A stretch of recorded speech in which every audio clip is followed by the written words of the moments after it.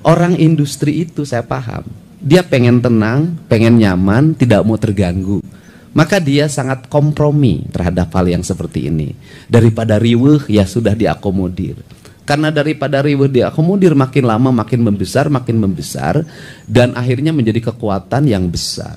Daripada di tempat ini riweuh, sudah pajaknya tinggi, di luar pajak ada pajak-pajak lagi yang itu diatur dalam berbagai aturan yang sebenarnya bertentangan dengan undang-undang, maka orang industri pergi dan lari. Ini harus diselesaikan karena dalam jangka panjang ini bisa membangkrutkan premanisme itu. Tidak boleh ada lagi yang ecek-ecek, remeh-temeh. Remeh-temeh minta THR ke pabrik, ngajuin proposal ke pabrik. Kalau pabrik itu menjadi tumpahan kemarahan, tidak ngasih, dikejar, tidak ngasih, di demo. Tenaga kerja ditekan, ini ditekan, stres. Satu sopir harus bayar ke dia 50.000, satu truk. Tiap bulan dia duduk begini, bisa kegaji 40 sampai 50 juta, cuman jualan karcis.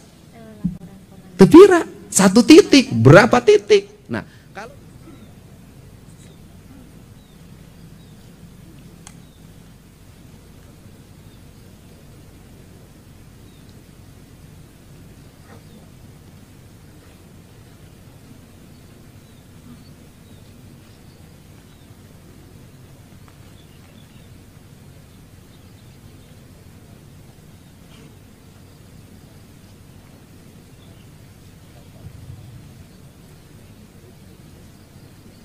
Gubernur Jawa Barat beserta unsur Forum Koordinasi Pimpinan Daerah menuju lapangan apel. Pimpinan apel langsung menuju mimbar apel.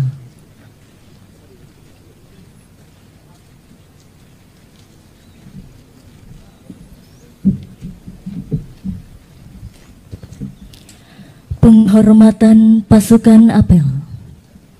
Kepada pimpinan apel, hormat! Gerak! Tegak! Gerak! Laporan Komandan apel. Lapor apel kesiapsiagaan Satgas Premanisme. Siap!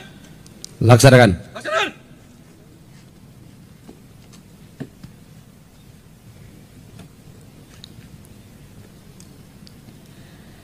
Penyematan pita tanda petugas Satgas Pemberantasan Premanisme. Maju! Jalan! Haluan, jalan! Jalan!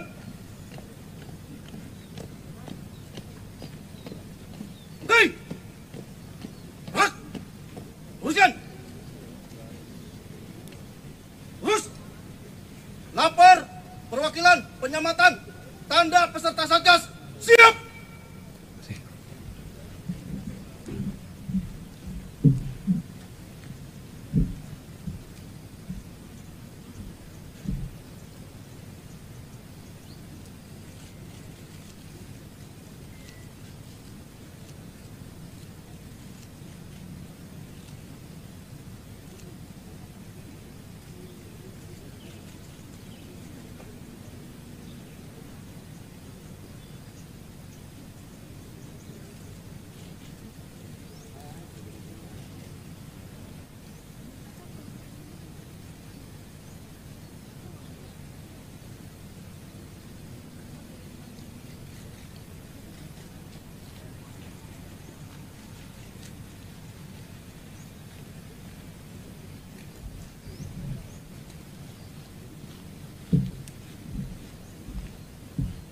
Penyematan tanda peserta Satgas telah dilaksanakan. Laporan selesai. Terima kasih, kembali ke tempat. Kembali ke tempat. Balik kanan. Hak. Haluan, diri, maju. Jalan. Maju. Jalan.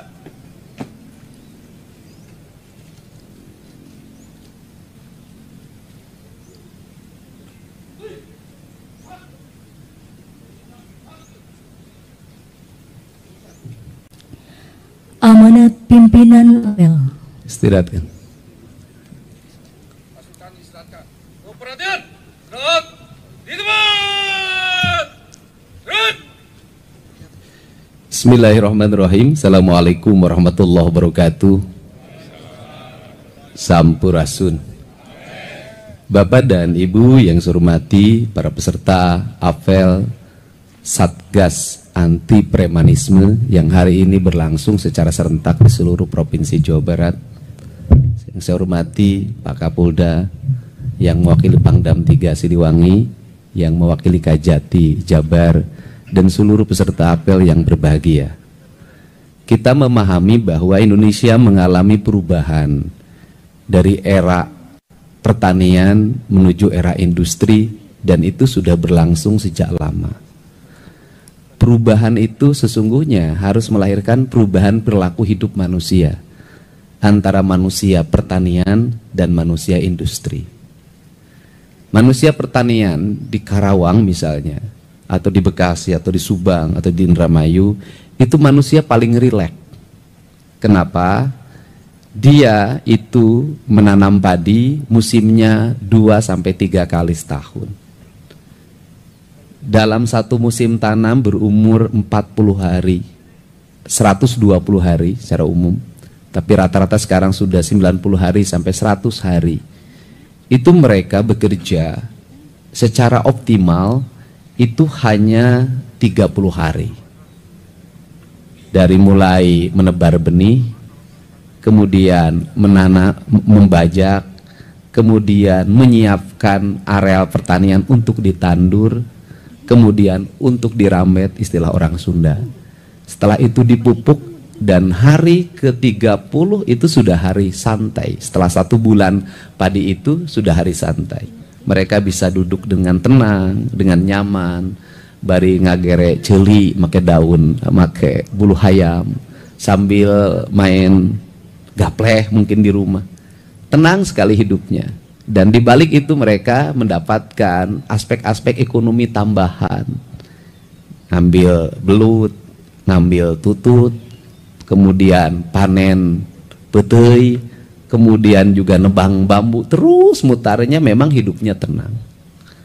Tetapi aspek industri tidak ada yang seperti itu. Orang harus secara rutin bangun pagi, pulang sore, bangun pagi, pulang sore, tambah lembur.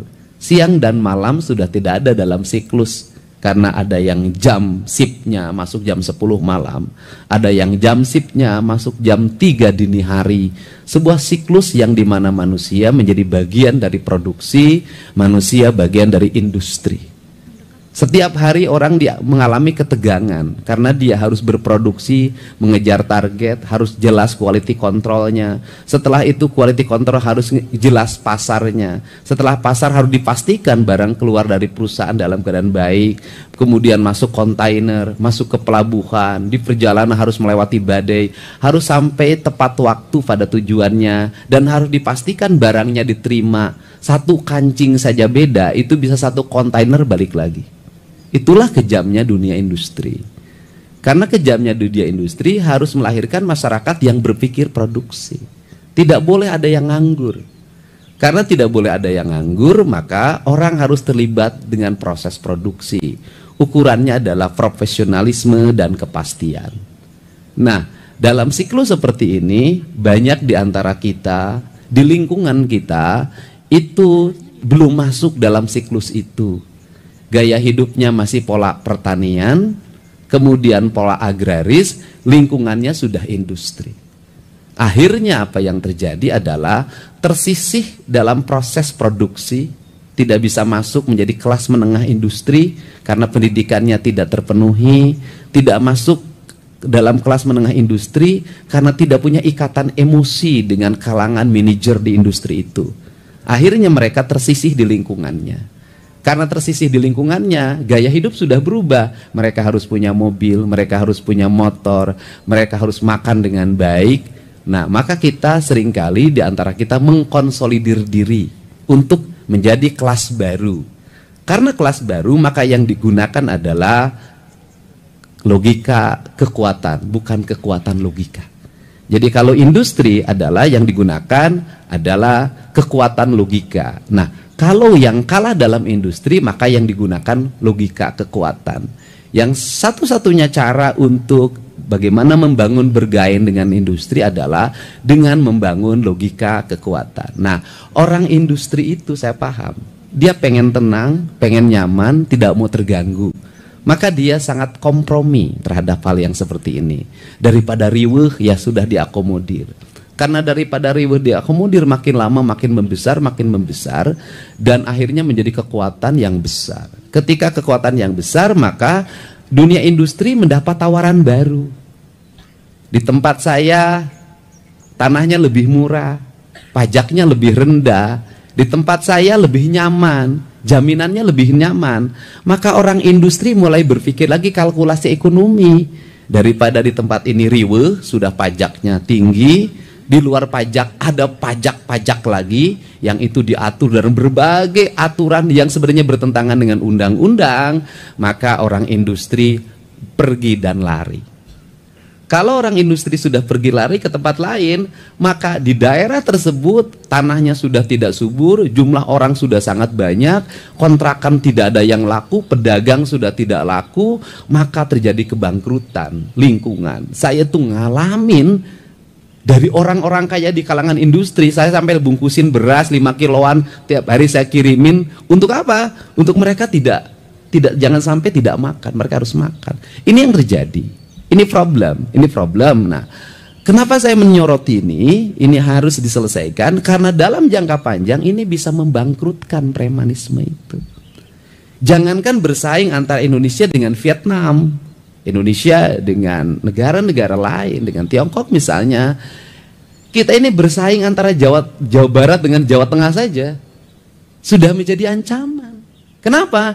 Masuk Jawa Tengah, Kendal, tanahnya dibuka oleh Pak Jokowi waktu itu adalah tanah milik negara, perusahaan, dibuka menjadi kawasan industri, jelas dong sewa tanahnya pasti rendah. Kemudian akses misalnya terhadap Pelabuhan Semarangnya lebih dekat, kemudian upahnya lebih rendah, masyarakatnya lebih jauh, lebih arif dari sisi lingkungan, dekat larinya. Nah, untuk itu kan tidak boleh Jawa Barat mengalami kesuraman karena mismanagement pengelolaan lingkungan. Maka orang harus disadarkan. Maka saya membuat tahapan itu tidak sembarangan. Pertama saya membuat tahapan adalah menyiapkan sumber daya industri baru di Jawa Barat. Apa sih kelemahan orang Jawa Barat itu? Kelemahan Jawa Barat itu ada ITB, tapi orang Jawa Barat kurang yang di ITB itu. Jadi orang Jawa Barat tuh di matematika, di fisika, di kimia, di teknik elektro tuh agak rendah.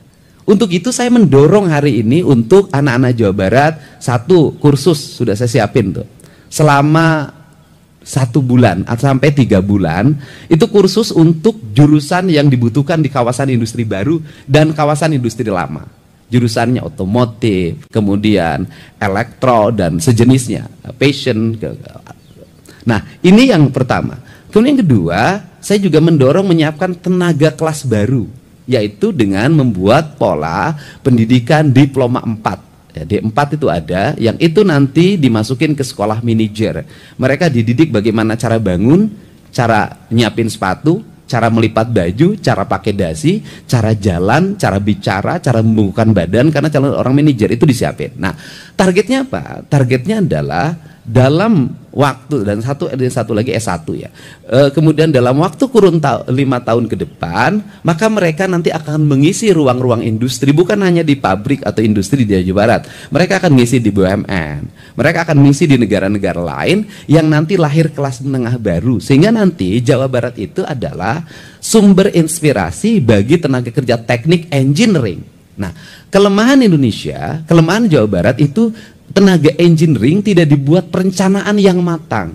Tiongkok engineeringnya banyak sekali, Amerika banyak sekali, India banyak sekali, Korea banyak sekali. Indonesia ini banyak kan sarjana sosial jurusannya, dan jurusan sarjana sosial tidak berubah-ubah itu. Fakultas ekonomi dari dulu begitu, fakultas hukum dari dulu begitu, fakultas administrasi negara dari dulu begitu, kan gitulah. Nah, sehingga itu kebanyakan menjadi pelanggarnya ASN. Kalau ASN tidak terikat, yang penting sarjana, nanti kenaikan golongan jabatan gampang ukurnya. Nah, tapi kalau di tenaga-tenaga teknik seperti ini nggak bisa dengan pola seperti itu. Nah, sehingga ada yang disebut dengan revolusi pendidikan culture Jawa Barat, sehingga perubahan struktur pendidikan dan perubahan perilaku. Nah, sehingga apa sih yang hiripkan anak-anak generasi kita baru nanti itu yang ada di lingkungan industri, itu mereka jadi tenaga kelas menengah baru. Kalau sudah jadi tenaga kelas menengah baru, bagaimanapun di dunia industri itu ikatan emosional tuh ada.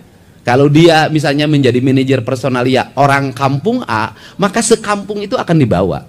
Saya paham itu.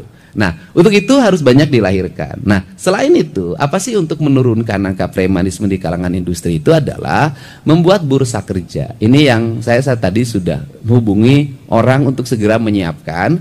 Bagaimana menyiapkannya adalah ada pabrik, ada lingkungan desa, ada lingkungan kecamatan. Di lingkungan kecamatan ini calon tenaga kerja barunya harus segera terdata. Kalau ada lowongan ini nggak usah rame-rame teriak kemana-mana, cukup ini nyari di bursa kerja ini kualifikasinya, kemudian diundang, dilakukan wawancara, tes segala macam. Setelah positif banget dia diterima, kemudian suruh nyuruh dibikin persyaratan.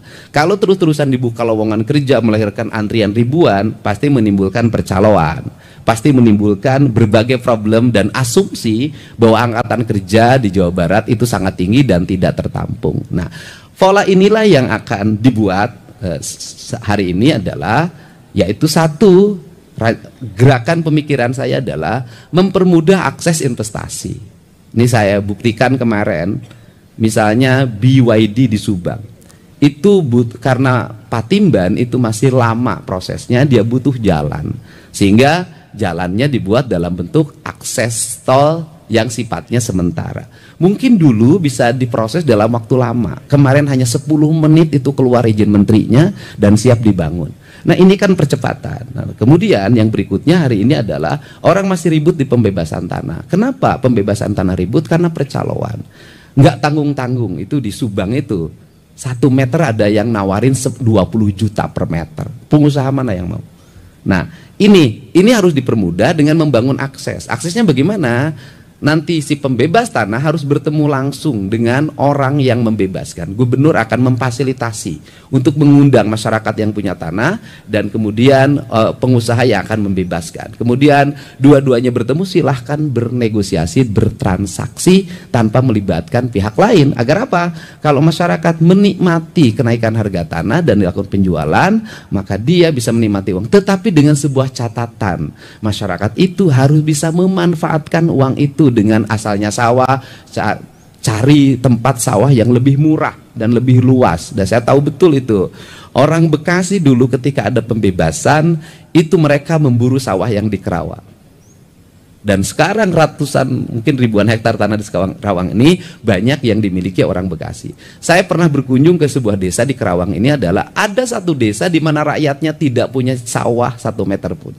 Yang punya sawahnya seluruhnya adalah orang Bekasi ini, Pak. Bapak tahu betul, orang Bekasi. Nah, ini fenomena yang harus segera diselesaikan. Sehingga saya ucapkan terima kasih juga pada pimpinan Komisi 1. Kita juga harus mengidentifikasi negara ini nanti harus menurunkan lagi.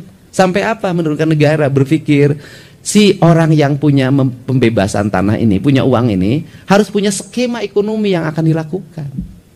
Kalau nggak punya skema ekonomi akan dilakukan, lebaran beli baju, beli mobil, bangun rumah kos-kosan awalnya, ujungnya anaknya tidak bisa bekerja, mereka akan lahir lagi menjadi kelas miskin baru. Sehingga dalam perspektif ke depan ada pemikiran kalau ingin ngadopsi Tiongkok adalah tanah itu tidak dibebaskan. Tapi nggak mungkin Indonesia ini. Tetapi tanah itu dihitung sebagai bagian dari investasi. Karena tanah dihitung sebagai bagian investasi, maka pemilik tanah itu menjadi pemilik modal sebuah industri. Karena pemilik modal sebuah industri, maka pemilik tanah itu menikmati turun dan naiknya produksi. Sehingga bisa puluhan tahun dia menjadi, di dalamnya menjadi bagian dari manajemen, jadi komisaris, jadi CEO kalau memang punya kemampuannya. Ragam sekali sebenarnya. Dan ini bisa melahirkan masyarakat maju, masyarakat menjadi bagian industri. Nah, ini kerangka dasar. Untuk itu saya ucapkan terima kasih. Hari ini kita berkomitmen bersama, tidak boleh ada lagi yang ecek-ecek.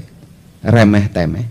Tetapi saya katakan remeh-temeh minta THR ke pabrik, ngajuin proposal ke pabrik. Kalau pabrik itu menjadi tumpahan kemarahan, tidak ngasih, dikejar, tidak ngasih, di demo, tenaga kerja ditekan, ini ditekan, stres. Tetapi pemerintah juga harus arif. Artinya bahwa penduduk setempat, warga setempat harus menjadi bagian prioritas. Bagaimana skemanya? Skemanya adalah keadilan distribusi pembangunan. Pabrik melahirkan pajak. Sekarang ini walaupun pabriknya di Karawang, kalau kantor pusatnya di Jakarta, bagi hasil pajak PPH-nya di Jakarta. Saya lagi mengupayakan agar coba seluruh perusahaan-perusahaan yang berdomisili di Jawa Barat itu NPWP-nya Jawa Barat deh. Setelah itu mobil yang beredar di lingkungan pabrik ini, mobil bus segala macam, truk, semuanya Jakarta. Jalannya tidak diinjek, tidak kebagian polusi, tidak kebagian kecelakaan lalu lintas, tapi Jakarta menikmati dana bagi hasil pajak kendaraan bermotor dengan jumlah besar dalam setiap tahun. Kan ini harus segera diluruskan. Nah, apa skemanya? Skemanya adalah, Pak Pimpinan Komisi 1, masyarakat sekitar industri nanti setelah ini nanti saya mulai bulan Juni akan merumuskan, itu menjadi prioritas dasar pembangunan tahap pertama. Jadi, kalau ada pabrik di sini, pastikan sekolahnya berkelas nasional internasional. Kalau ada pabrik di sini, dipastikan tidak ada rumah rakyat miskin. Kalau ada pabrik di sini, dipastikan masyarakat menikmati sumber air bersih dengan baik. Kalau ada sekolah di sini, maka seluruh rakyatnya harus bisa sekolah S1. Kalau ada pabrik di sini, maka lingkungan masyarakatnya dipastikan tidak ada kekurangan gizi, tidak kekurangan protein, dan dipastikan rakyatnya tidak nganggur. Itu skemanya. Dan ini nggak bisa juga kita nekan premanisme, tetapi sisi lain kita tidak bisa memberikan solusi untuk agar tidak lahir premanisme. Karena cara kerja saya adalah cara kerja selalu mencari akar masalah. Misalnya kalau saya tuh ke Pak Kapolda, kenapa di Garut macet? Saya tidak sibuk ketika nanti macet, tapi apa penyebabnya? Supir angkot, ojek, tukang besak, kusir ando. Bagaimana kalau diliburkan? Harus ada duit. Ya kita cari dong duitnya. Kenapa? Ngeluarkan uang 1 miliar untuk membebaskan kemacetan. Jauh lebih murah dibandingkan menimbulkan kemacetan, kemarahan, kebencian, opini. Karena ingat, di era sekarang ini, kalau lancar, opini akan dikatakan mudik menurun. Ekonomi lagi lemah. Kalau macet, pemerintah tuh bisa ngurus mudik-mudik aja, nggak ada benernya. Untuk itu diperlukan siapa yang harus menjadi influencer kita untuk membangun opini? Rakyat yang berkomentar. Kenapa? Kalau ngandarin buzzer, ngandarin elit dalam membangun opini, elit itu kepentingannya. Kalau kepentingannya terakomodir, maka yang buruk pun dianggap baik. Tapi kalau kepentingannya tidak terakomodir, yang baik pun dianggap buruk. Maka demokrasi yang terbuka, siapa yang harus memberikan opini? Rakyat. Dari mana rakyat memberikan opini hari ini? Mereka sudah punya kanal media sosial, mereka bisa beropini, mereka bisa nagih, mereka bisa bercerita. Kalau rakyat sudah bercerita, elit nggak akan berdaya. Ini strategi komunikasi. Nah itu, misalnya hari ini Pak Kapolda, Pak Kajati, saya mikirin puncak macet. Di mana macetnya? Tuh Pasar Cipanas. Berapa jumlah angkotnya? Sekitar 700. Ya udah beresin, liburin. Tambah lagi mana? Bogor. Berapa titik? Kata Pak Kapolda 3 titik. Berapa kurang lebih? Sekitar 800 atau 900. Ya kita beresin, liburkan mereka. Jangan hanya kita yang suka libur. Mereka juga harus libur, bernikmati bersama keluarganya di rumah. Uangnya ada. Mereka akan ngomong, poi ieu mah urang teh pre teu kudu narik. Alhamdulillah setahun boga saminggu, boga 14 poe. Teu narik tapi duit boga. Mereka akan ngomong, benernya pemerintah teh bagir. Itu akan jadi opini yang ikhlas dan itu akan jadi doa. Nah, ini yang akan dibuat kerangka kerja ini, dan sehingga siklusnya nanti kita berjalan, dan pembelajaran yang tahun sekarang itu akan menjadi pembelajaran untuk tahun depan. Sehingga penyusunan anggaran tahun depan harus memperhitungkan apa yang terjadi pada tahun ini, sehingga siklus pemerintah itu makin sempurna perjalanannya. Untuk itu saya ucapkan terima kasih. Semoga kita semua mendapat perlindungan Allah Subhanahu wa taala, dan hari ini juga saya mengucapkan terima kasih pada seluruh jajaran Polda Jabar, Polda Metro Jaya, Kodam 3 Siliwangi, Kodam Jaya, Kejaksaan Tinggi Jawa Barat dan para kajari semuanya, para kasih Pitsus, kasih Pidum yang sudah bekerja dengan baik. Tiap malam saya selalu mendapat laporan, karena Pak Kapolda izin saya berakses langsung dengan para kasat serse. Laporan tentang iyo ditangkap, iyo ditangkap, iyo ditangkap. Tepira satu sopir harus bayar ke dia 50.000 satu truk. Tiap bulan dia duduk begini bisa kegaji 40 sampai 50 juta cuman jualan karcis.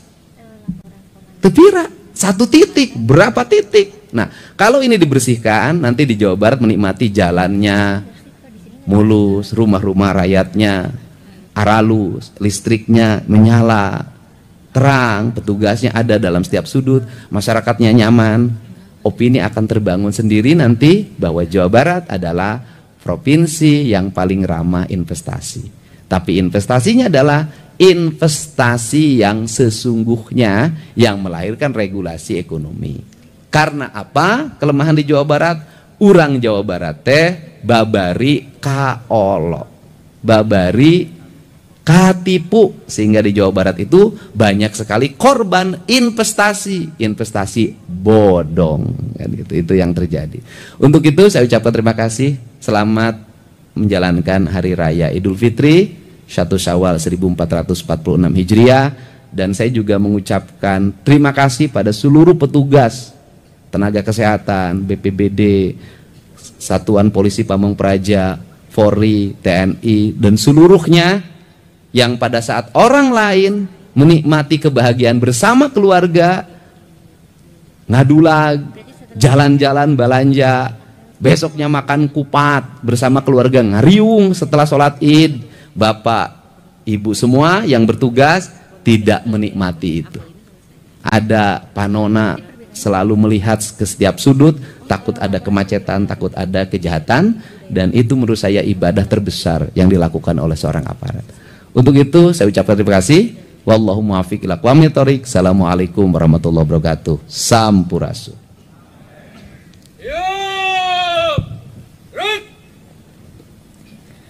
Laporan Komandan Apel kepada Pimpinan Apel.